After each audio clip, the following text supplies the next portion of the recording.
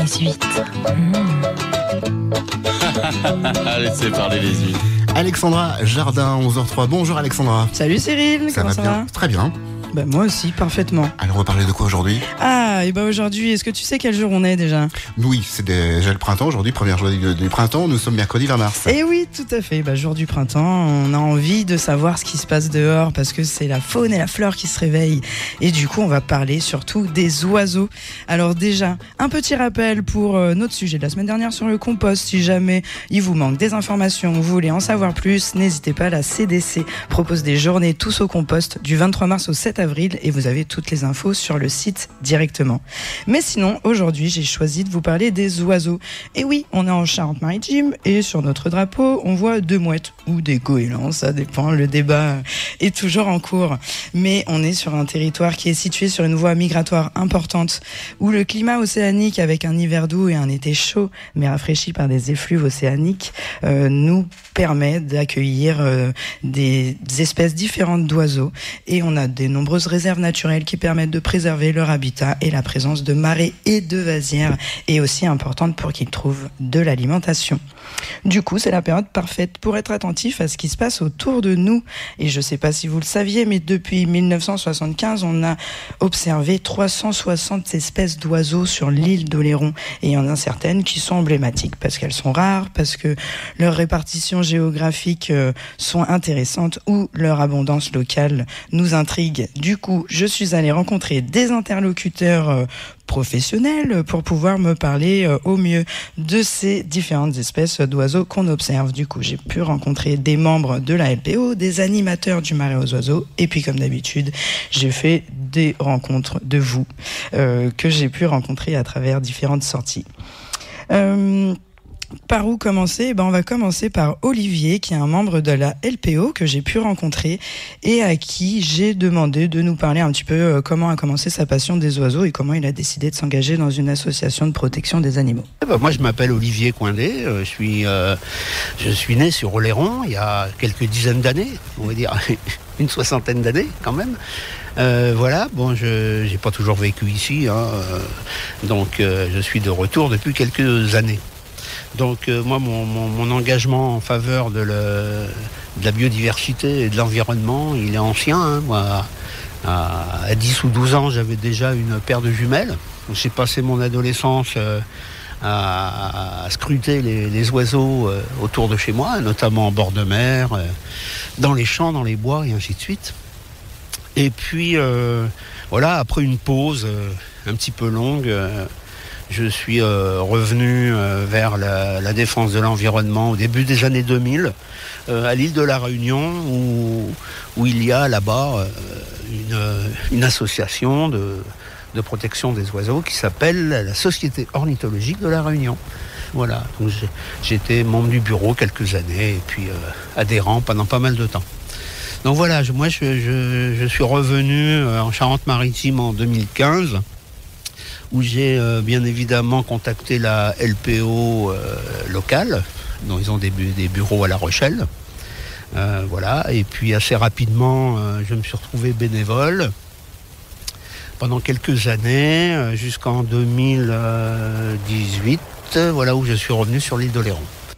Du coup, j'ai demandé à Olivier de nous en dire un petit peu plus sur la LPO et surtout sur la LPO Oléron et leurs actions sur le territoire.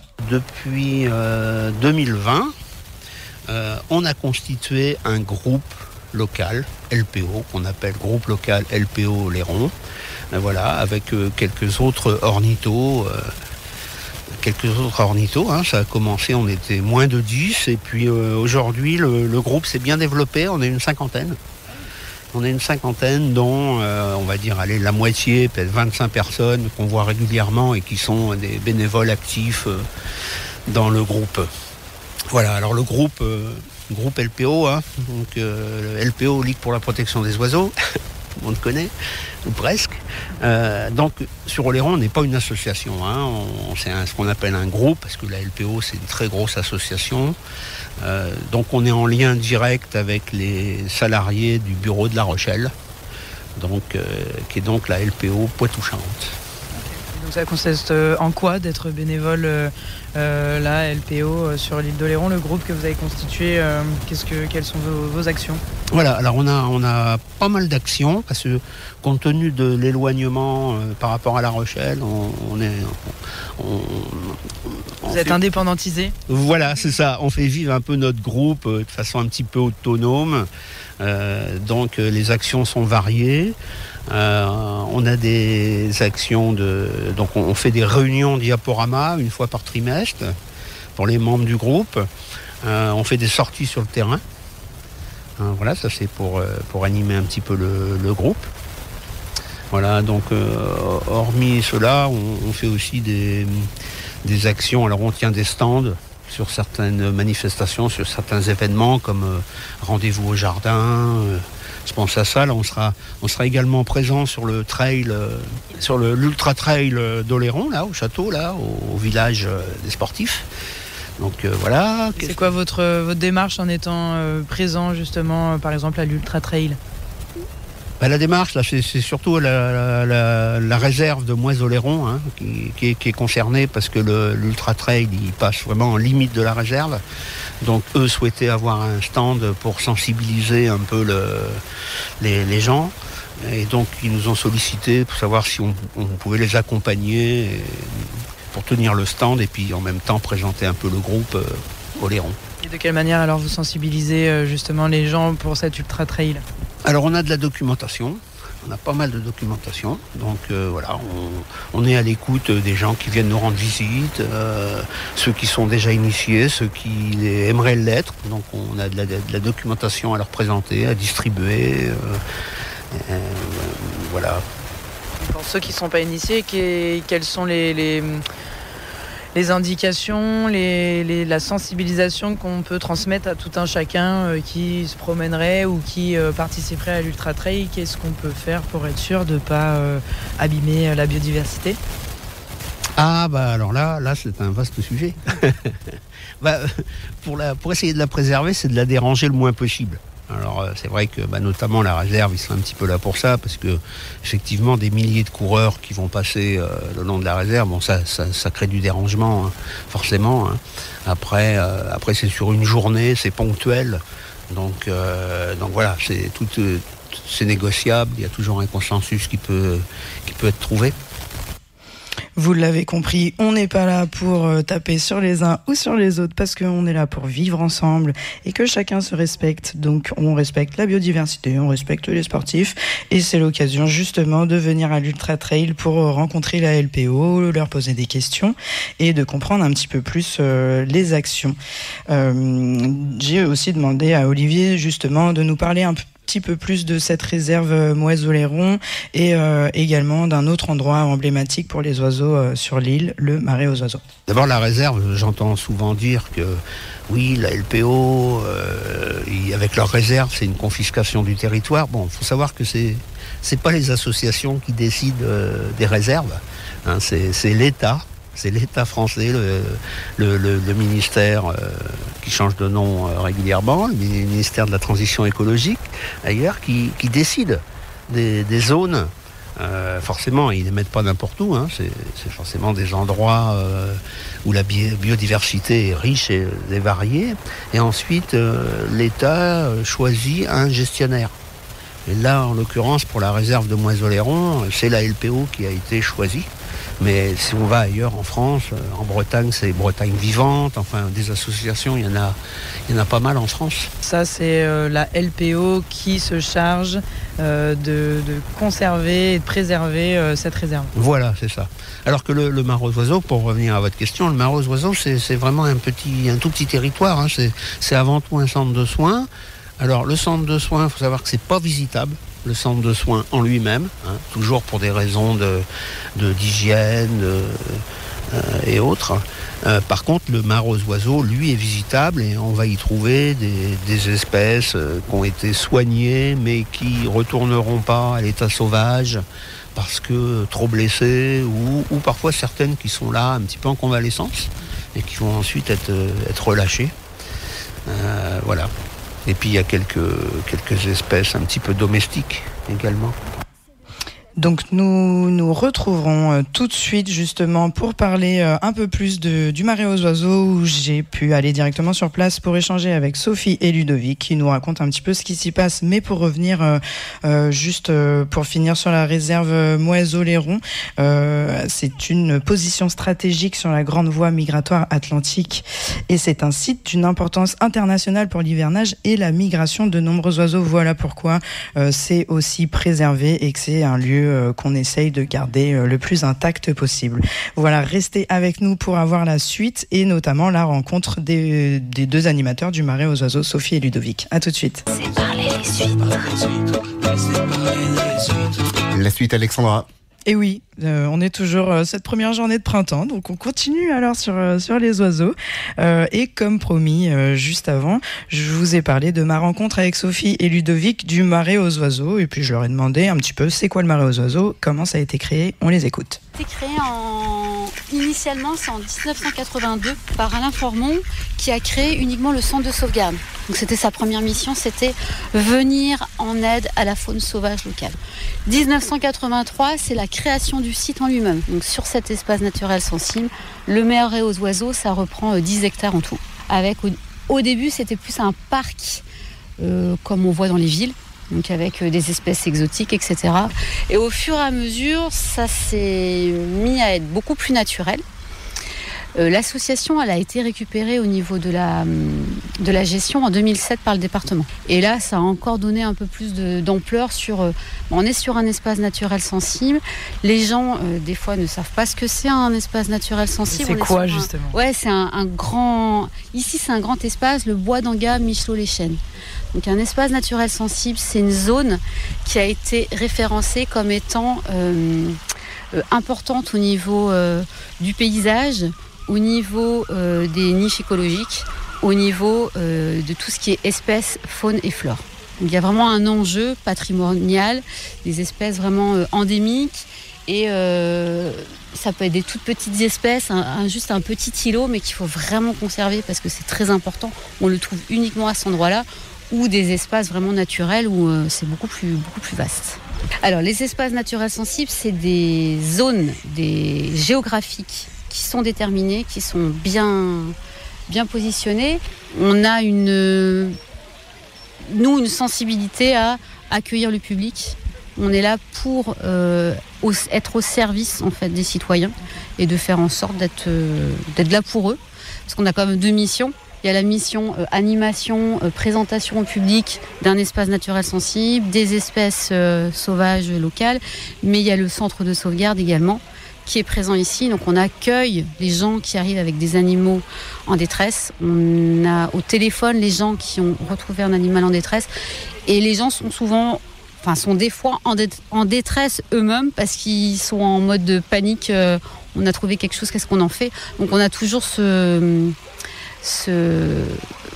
cette envie de venir en aide à l'animal, bien évidemment, ça fait partie de notre cœur de métier, mais également au citoyen qui est là derrière et de l'aider à trouver la meilleure solution.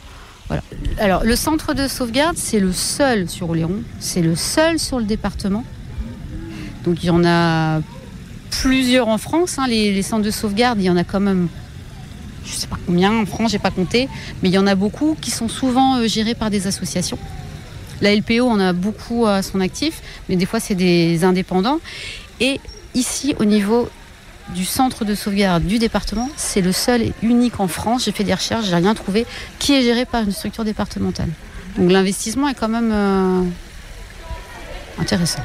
Donc qu'est-ce que c'est un centre de sauvegarde ? Un centre de sauvegarde, c'est comme un hôpital pour les humains. C'est des animaux qui arrivent, qui ont été blessés ou qui sont en état de faiblesse. Et tout ce qui est animaux sauvages, c'est pas chez les vétérinaires que ça va pouvoir se soigner parce qu'ils n'en ont pas forcément toutes les compétences. Donc ça vient sur un centre de sauvegarde où les gens sont ce qu'on appelle capacitaires. Ils ont passé une capacité pour être capables ils sont autorisés par la loi d'avoir ces animaux avec eux et de pouvoir les soigner. Alors bien évidemment, ils ne travaillent pas tout seuls, ils sont en relation avec des vétérinaires qui, eux, pourront faire les gestes chirurgicaux. capacitaire, a une connaissance au niveau de la biologie des espèces, donc il sait ce qu'il aura besoin de manger, au niveau de son rythme biologique, il aura toute cette connaissance. Donc ils font un premier constat, un premier diagnostic quand l'animal arrive, et ensuite ils vont faire les soins nécessaires, ils vont les nourrir, faire ce qu'il faut pour qu'ils se rétablissent, et après, quand c'est le cas, ce qu'il y a quand même... c'est pas 100% des animaux qui arrivent à survivre. Hein. Pour ceux qui arrivent, il va y avoir après une réadaptation, rééducation pour se remuscler et être capable après de repartir à la vie sauvage comme si de rien n'était. Donc il faut éviter au maximum le contact pour que les animaux s'imprègnent de l'humain. Donc avec notamment les mammifères, c'est quand même assez important parce qu'ils sont très sensibles aux odeurs, les oiseaux beaucoup moins. Donc c'est un travail qui doit se faire vraiment avec des gens qui ont cette connaissance-là et pas par n'importe qui. Donc là, par exemple, ici, sur le Marais aux Oiseaux, il y a combien de personnes qui travaillent dans ce centre ? Alors, en tout, on est une équipe de 6 personnes et on a, au niveau du centre, on a la capacitaire Catherine Lemarchand qui fait ce travail depuis plus de 30 ans. Ah, donc c'est une capacitaire pour le centre ? À chaque fois, c'est un capacitaire, puis après, il va y avoir des gens qui peuvent l'aider. On les amène les animaux, on est là en soutien à son travail. Et c'est à quelle fréquence qu'on vous amène des animaux ici ? C'est très variable. Sur une année, c'est à peu près 2000 animaux qui arrivent, 2000 accueils. On peut avoir des journées où on n'a pas d'appel téléphonique, on n'a personne qui vient frapper à nos portes. Donc quelque part, on est content, on se dit bon, c'est bon. Et puis des fois, ça n'arrête pas. Il y a des raisons particulières ? Oui, c'est souvent Alors, il y a des périodes quand il y a des fortes tempêtes. Il y a des animaux pélagiques qui peuvent arriver affaiblis sur les côtes. Après, ça va être sur la période où les jeunes naissent, où il peut avoir... alors, des fois, c'est de manière... c'est pas facile pour une personne lambda de voir un animal et de se dire est-ce que je dois le récupérer et le ramener à un centre de sauvegarde ou est-ce que je dois le laisser en place parce que c'est normal. Donc, c'est pour ça qu'on dit souvent la meilleure solution, c'est de pouvoir téléphoner et que nous on leur donne les conseils, on leur pose des questions, de savoir c'est un jeune, c'est pas un jeune, déjà d'identifier l'espèce. Là, mes collègues ils sont super doués pour ça et en fonction de dire c'est normal, cette espèce là elle va avoir une phase d'émancipation, donc elle va se retrouver à terre, c'est tout à fait normal, laissez-le, les parents viennent le nourrir ou certains jeunes essayez de les remettre dans un nid en hauteur parce que ça sera le meilleur pour eux pour pas faire des orphelins. Et d'autres par contre s'ils sont blessés notamment, souvent ça, des blessures ou des états d'affaiblissement total et que c'est des adultes, là il faut les récupérer, les mettre au calme, les mettre dans une boîte et les amener au centre de sauvegarde le plus proche. Si on a plusieurs, donc là on contacte l'OFB, l'Office française de la biodiversité. C'est la police de l'environnement, anciennement ce qu'on appelait l'Office national de la faune sauvage et de la chasse, et de les contacter pour indiquer l'endroit où ils ont pu constater un certain nombre d'individus, d'oiseaux morts, pour qu'ils puissent les récolter et voir la raison. Ça peut être la même espèce, mais ça peut être aussi plusieurs espèces au même endroit. Donc après, ça peut être une constatation, on va dire sur 2-3 jours, de voir tous les jours 1 voire 2 individus. Donc là, sur la totalité du nombre de jours, là, ça fait un certain nombre. Donc là, il vaut mieux prévenir aussi. Je vous invite vraiment à aller faire un tour au Marais aux Oiseaux. C'est un petit havre de paix où les humains et les animaux se croisent avec bienveillance. Et c'est assez rare d'ailleurs de pouvoir voir ça. On se fait une petite coupure musicale et on se retrouve tout de suite. Laissez parler les huîtres. Alexandra Jardin. Et oui. Alors, j'ai aussi appris à ce Marais aux Oiseaux qu'il n'y avait pas que des oiseaux, malgré son nom. Il recueille aussi des petits mammifères en détresse et particulièrement ceux qui voient le plus, étonnamment, c'est le hérisson. Alors, le hérisson, faut bien comprendre que c'est pas un nuisible, bien au contraire, il est utile au potager, dans plein de cas. Mais c'est vrai qu'avec cette volonté de faire le grand nettoyage de printemps, à l'arrivée des beaux jours, prendre un petit peu de temps au jardin, on a souvent tendance à les chasser ou parfois même les blesser. chasser ou pire, même les tuer. Donc les conseils des animateurs du Marais aux Oiseaux, c'est d'y aller petit à petit dans le jardin, d'observer un petit peu avant de débroussailler, d'utiliser peut-être les petites machines avant d'utiliser les grosses machines directes. J'en ai aussi profité pour leur demander justement les espèces migratoires que l'on va pouvoir commencer à observer avec l'arrivée du printemps. Donc là, en ce moment, à cette période, donc là, on a les migrateurs printaniers, donc qui arrivent. Il y en a qui sont déjà, pour certains, arrivés. Pour d'autres, qu'on connaît comme l'hirondelle, qu'on dit qui annonce le printemps, ils vont pas tarder. Ou il y a quelques individus qui arrivent. Donc là, ça annonce que ça va être la période de reproduction. Donc ils vont arriver, ils vont essayer de trouver une partenaire. Donc là, on peut voir aussi bien les passereaux que aussi des espèces qui sont colorées. Exemple, le gorge bleu, ou ça peut être aussi annonce comme le petit duc qu'on entend très bien sur l'île d'Oléron, qui fait un chant qui nous annonce les beaux jours et que on peut entendre toute la nuit la fenêtre ouverte lorsqu'il fait beau. Vous pouvez nous le faire, ce chant ? Je vais essayer.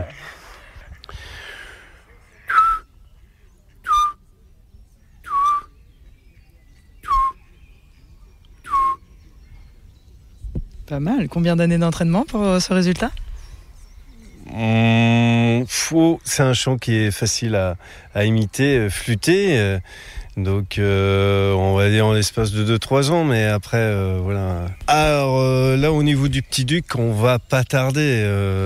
Ça va être fin mars où on va entendre, mais ça va être surtout au mois d'avril qu'on va vraiment l'entendre et qui va l'utiliser pour indiquer son territoire et puis aussi séduire une partenaire. Donc Bon, vous savez ce qu'il vous reste à faire, hein, vous aussi, si vous voulez apprendre à faire le bruit du petit duc ou de le reconnaître ou d'apprendre d'autres bruits d'oiseaux. Voilà, vous allez directement au Marais aux Oiseaux. Ils se feront un plaisir de vous recevoir et de vous faire une belle visite.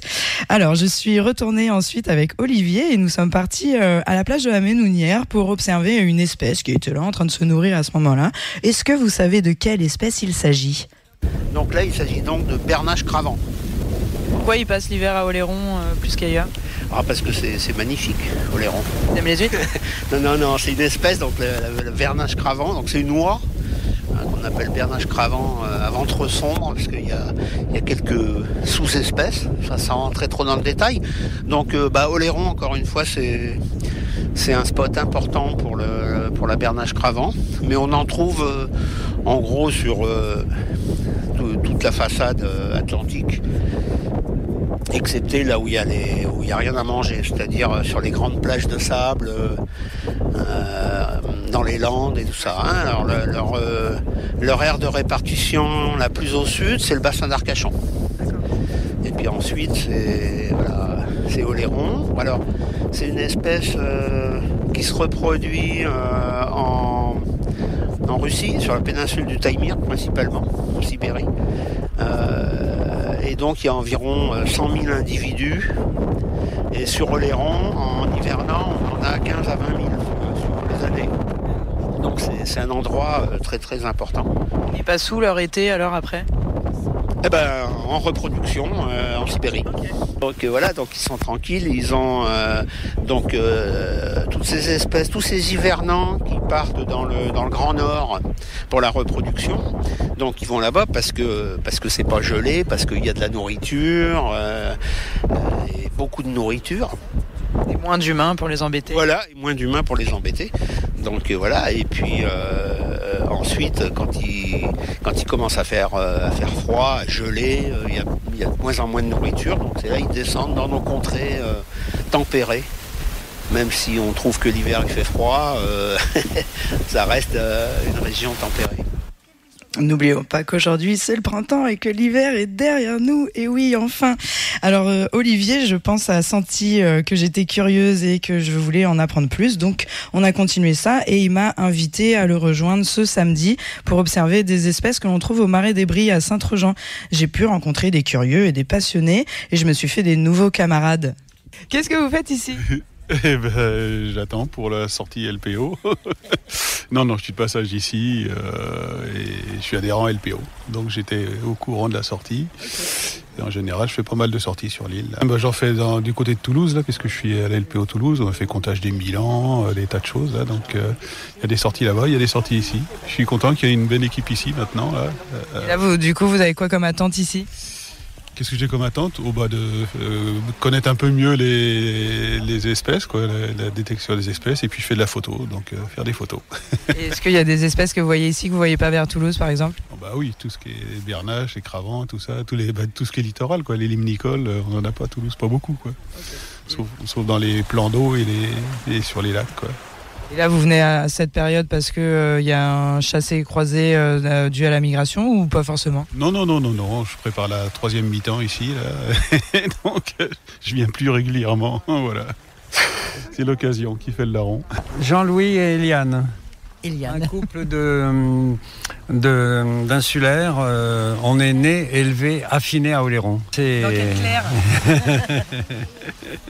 Alors racontez-nous, qu'est-ce que vous faites aujourd'hui ? On était ostréiculteurs, oui, nous deux, donc dans le milieu naturel, hein, donc oui, avec les cormorans, les goélands, voilà. On est toujours restés dans l'île, on est vraiment des enracinés ici sur l'île. Et puis il y a des choses à découvrir maintenant, on a du temps, donc et puis les oiseaux, on les connaît pas tous, et puis c'est une période de nidification, quoi. Ils vont se multiplier, ils vont faire des petits, donc il y a des choses à apprendre, quoi. Voilà, on est là pour ça. Alors, est-ce que vous trouvez votre bonheur ? Oh oui, c'est super, comme à chaque fois. Vous avez vu quoi de beau ? Plein de choses, mais j'oublie les noms. D'une fois sur l'autre, j'oublie les noms, mais c'est toujours aussi beau à regarder. Alors, cher monsieur, vous trouvez votre bonheur ? Oui, très bien. Qu'est-ce qu'on observe là ? Des oiseaux. Oui, mais là maintenant, quelle espèce vous regardez ? Là, c'était un héron. Un héron, c'était lequel celui-là ? Je ne sais plus. Un héron petit patapon ? Ouais, voilà. Forcément, c'est celui-là. Ah oui, l'humour ne fait jamais de mal, ça c'est sûr. Hein. T'as aimé la blague, Cyril ? Du tout. Bon, sinon j'ai demandé à Olivier ce qu'on observait vraiment aujourd'hui. On observe des limicoles, des canards, hein. Il y a des hivernants comme on appelle. Hivernants et pas hivernants, parce qu'il y en a qui sont là, qui sont présents toute l'année, hein, comme les canards colverts, comme les aigrettes garzettes qu'on peut apercevoir là-bas, toutes blanches là. On a observé aussi un chevalier aboyeur et un bécasseau variable et un couple de sarcelles d'hiver. Donc il y a de la variété, hein, dans ce petit marais des Bries là. Prochaine grand public, je crois que ce sera au mois d'avril, fin avril. Ce sera une sortie spécifique sur le gravelot à collier interrompu. Ah, ce fameux gravelot à collier interrompu, justement, restez avec nous, on va en parler tout de suite parce qu'il y a un plan national de protection pour cette espèce. À tout de suite. Laissez parler les huîtres. La commune de Dolusse-d'Oléron organise un super thé dansant ce dimanche 24 mars à partir de 14h jusqu'à 18h. Avec l'accordéoniste Stéphanie Moreau et le chanteur crooner David Crusoe, venez danser et vous divertir dans une ambiance conviviale. 10 € l'entrée avec collation et boissons offertes. Venez nombreux ce dimanche 24 mars de 14h à 18h à la salle des fêtes de Dolusse-d'Oléron pour ce thé dansant organisé par la municipalité. Voyager en camping-car, c'est formidable. Rejoignez l'une de nos 3 concessions Forever Camper pour célébrer la quinzaine du camping-car à Oléron, La Rochelle et Saintes. Du 9 au 23 mars, dénichez le camping-car de vos rêves avec nos offres exclusives. Jusqu'à 10 000 € de remise sur plus de 50 véhicules identifiés sur nos parcs. Des remises exceptionnelles, une disponibilité immédiate et un choix important sur nos vannes, fourgons aménagés et camping-car. La quinzaine du camping-car du 9 au 23 mars dans nos 3 concessions Forever Camper. Oléron Camping-Car à Saint-Pierre, La Rochelle Camping-Car à Étré et Saintes Camping-Car au Gond. Ouverture exceptionnelle les dimanches 10 et 17 mars. À votre avis, où peut-on profiter d'un bon moment au restaurant, de jouer, tenter sa chance, boire un verre dans une bonne ambiance, se restaurer jusque très tard le soir? Un lieu unique sur l'île d'Oléron, le casino de Saint-Projean-les-Bains, ouvert 7 jours sur 7 à côté de la Poste, bar, brasserie, snacking non-stop, machine à sous roulette anglaise électronique et le blackjack électronique. Casino de Saint-Projean-les-Bains, tout pour plaire. Les jeux d'argent et de hasard peuvent être dangereux, perte d'argent, conflits familiaux, addiction. Retrouvez nos conseils sur joueurinfoservice.fr. 09 74 75 13 13, appel non surtaxé. C'est parfois bon de changer ses habitudes. Et le très bon, c'est à la cantine du port à Saint-Projean-les-Bains. La cantine du port à Saint-Trojan-les-Bains, c'est une cuisine simple, saine et de saison. Avec ses 2 terrasses dans un décor reposant, détendez-vous. Planche à partager, grand choix de cocktails, huîtres, pokéballs, sans oublier ses fameuses linguines au gambas, ses burgers maison et ses moules en saison. Tout le monde en parle, alors jugez-en par vous-même. Vous m'en direz des nouvelles. La cantine du port, c'est la grande cabane en bois côté rive gauche sur le port de Saint-Trojan-les-Bains. Pour choisir ses cuisines, c'est jamais facile. Le budget, les tiroirs coulissants ou ouvrants, ou la pose soi-même, ou pas. Avec Medil côté cuisine, tout est clair, même si vous ne l'êtes pas. Plan, devis, fabrication, pose de votre cuisine, à vous de choisir. Des cuisines 100% françaises, du standard au sur-mesure, de la conception à la réalisation, et c'est pas plus cher qu'ailleurs. Comparez dès maintenant. Livraison dans toute la France. Medil côté cuisine, zone artisanale La Jarrie, face à la ressourcerie derrière McDo, à Doluce-d'Oléron. Medil côté cuisine, entre nous, la confiance, c'est tendance.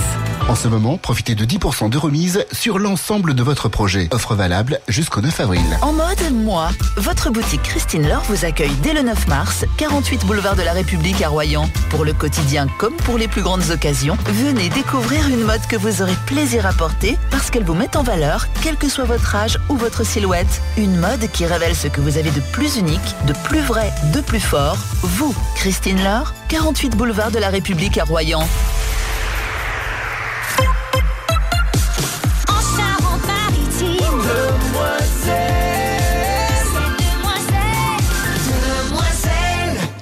Laissez parler les huîtres. Et donc avant cette petite coupure, nous parlions, Olivier nous parlait justement des gravelots à collier interrompu, et durant cette sortie d'observation avec la LPO, on était également accompagnés par 2 autres animatrices LPO, Clara et Caroline. Et Clara nous parle un petit peu plus de cette explication par rapport aux gravelots au collier interrompu. Alors donc les gravelots, c'est une petite espèce qui niche donc sur les plages, notamment en haute dune, dans les laisses de mer. Ça va nicher à partir d'avril-mai à peu près, et puis jusqu'à la fin, approximativement à la fin de l'été. C'est bien connu sur nos côtes parce qu'il y en a beaucoup, on a une grosse population. Ça fait partie de nos côtes des sites quand même assez majeurs pour la nidification de ce gravelot, et qui rencontre lui des grosses pressions, notamment par rapport au tourisme, à la fréquentation des plages, en particulier quand vient l'été, juin, juillet et août pour les nids qui sont encore là.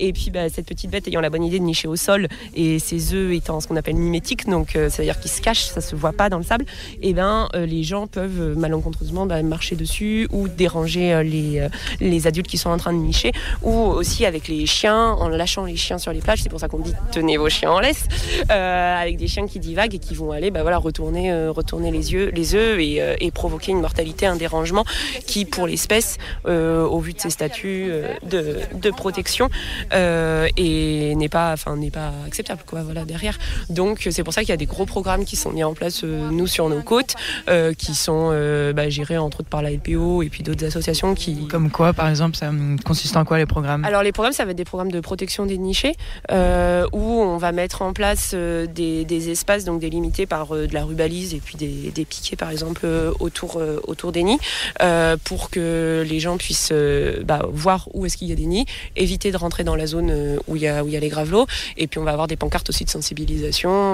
On voit souvent passer le petit message on marche sur des œufs, qui sont les pancartes pour sensibiliser à la présence de cette espèce et indiquer un peu les bonnes conduites à faire.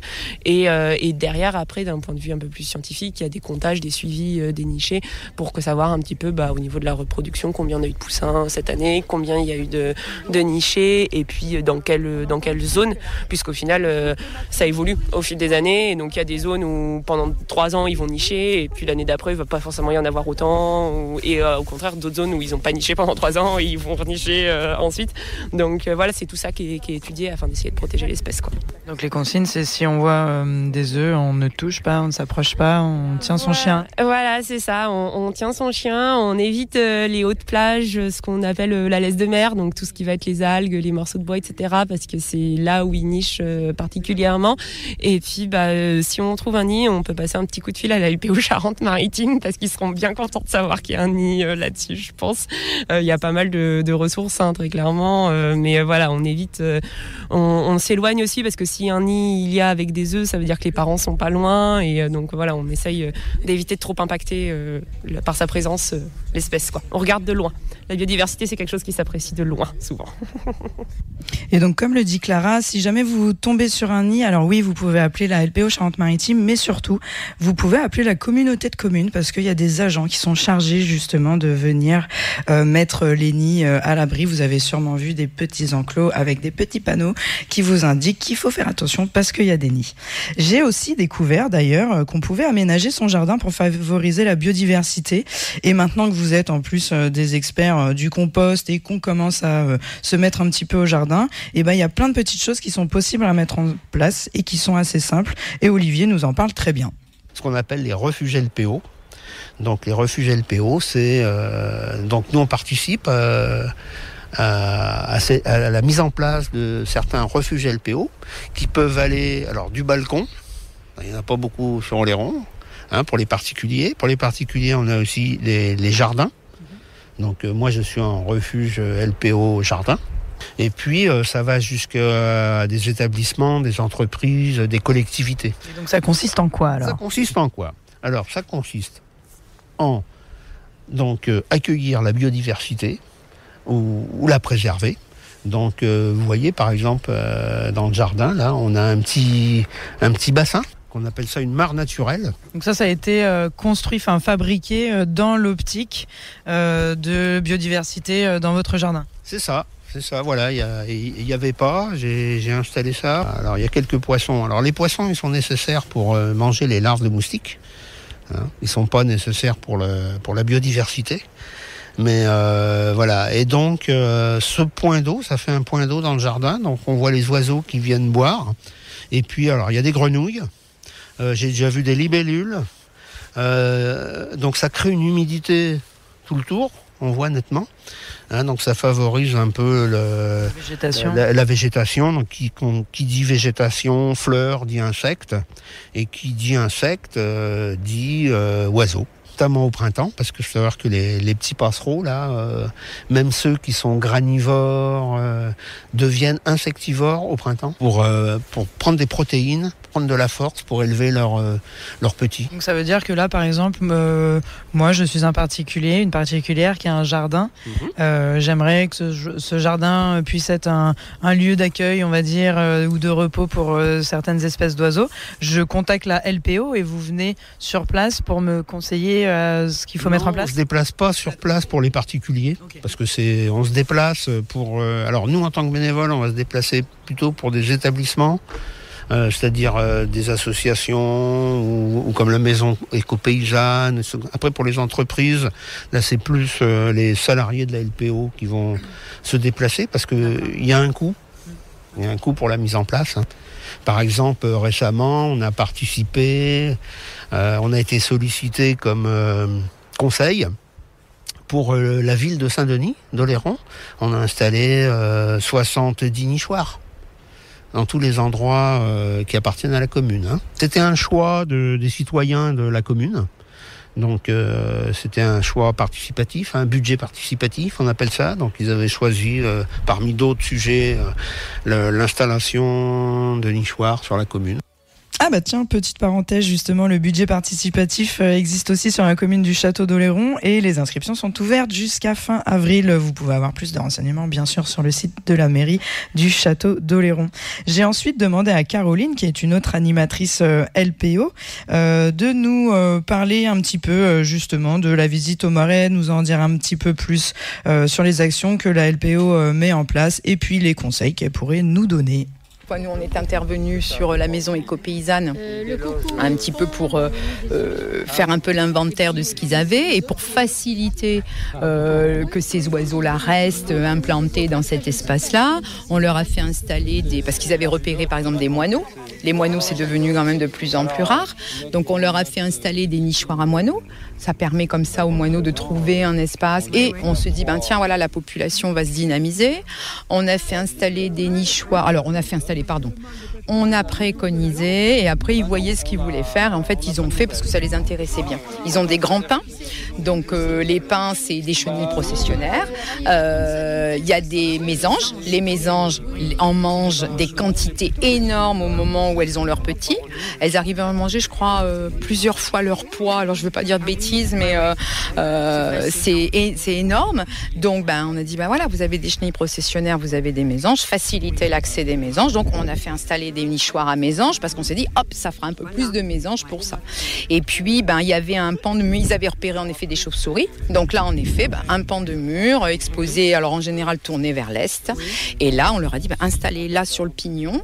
Et probablement, il y aura des chauves-souris qui viendront se reposer là l'hiver. Et puis, qu'est-ce qu'il y a eu d'autre comme...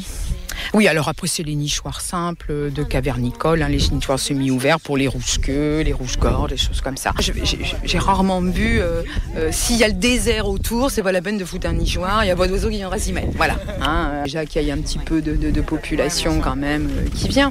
Mais c'est vrai que je pense que déjà, laisser un petit bout de jardin en friche, pas être en train de tondre toutes les 4 secondes pour avoir un green de golf et laisser les insectes un peu prospérer. Ça permet aussi aux oiseaux de venir, ça permet aussi d'avoir des vers dans son jardin, ça permet d'avoir des merles qui viennent picorer. Il y a des choses comme ça. Parce que c'est bien d'acheter des petites boules et des choses comme ça l'hiver, mais si on laissait simplement l'herbe pousser, il y a tout ce qu'il faut. Bon. Et vous dites qu'il y a de moins en moins de moineaux ? Oui. Pourquoi ? Oui, parce que l'habitat est de moins en moins préservé pour les moineaux. Les moineaux, ils sont un petit peu cavernicoles, ils aiment bien nicher. Alors autrefois, les moineaux, ça nichait dans les dessous de toits, au niveau des entrepierres. Et maintenant, tous ceux, quand il y a des maisons neuves, déjà, vous avez plus d'aspérité, vous avez plus de pierres, vous avez plus de petits creux, voilà. Et puis, ceux qui font les rénovations, ça fait partie aussi un peu des messages. Ceux qui font les rénovations, souvent, ils remplissent tous les pas de crépis, donc il y a plus leur habitat a quand même beaucoup diminué, leur habitat traditionnel, donc forcément les colonies elles partent ailleurs et puis après le moineau il est comme beaucoup d'oiseaux, il est victime aussi des pesticides, de la raréfaction des insectes qu'il mange, des haies qui trouvent plus sa nourriture correctement, puis d'année en année ça crée une diminution, petit à petit. Mais c'est vrai que c'est surtout un problème d'habitat.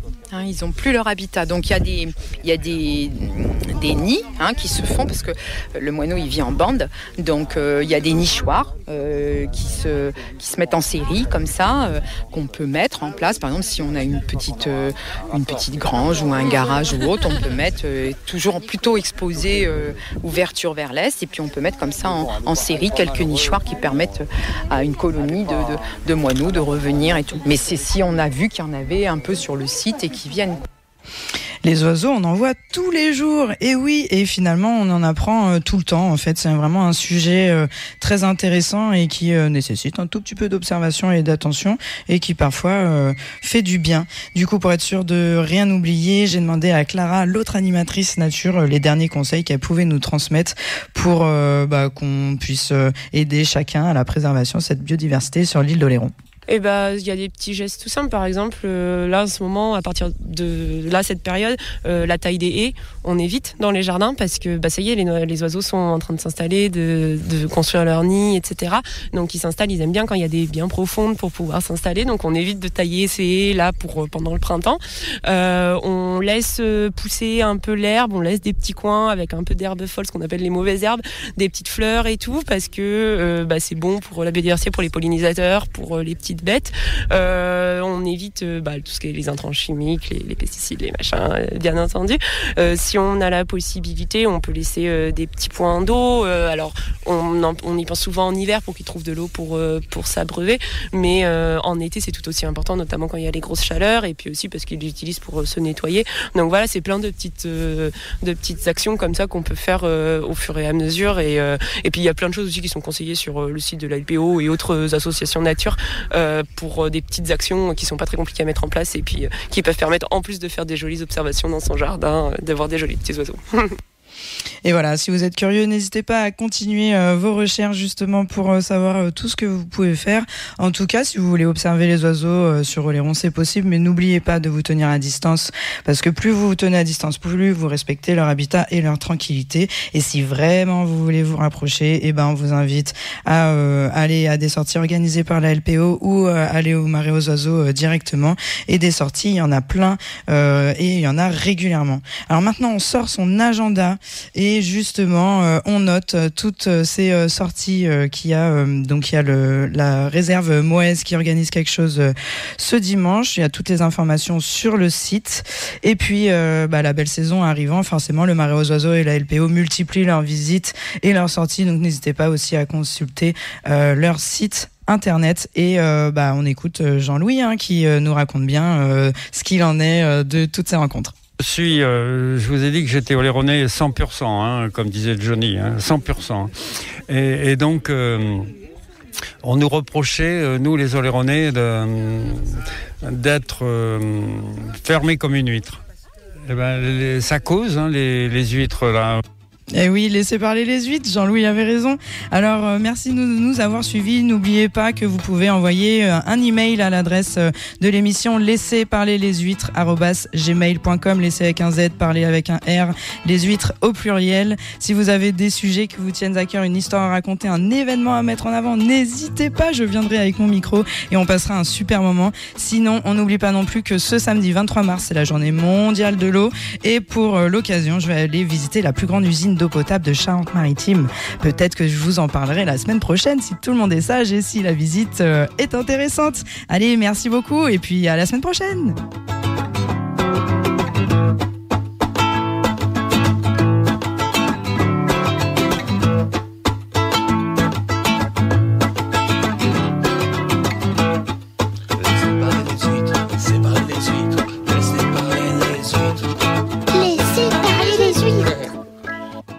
Laissez parler les huîtres. Laissez parler les huîtres. Laissez parler les huîtres. Laissez parler les huîtres.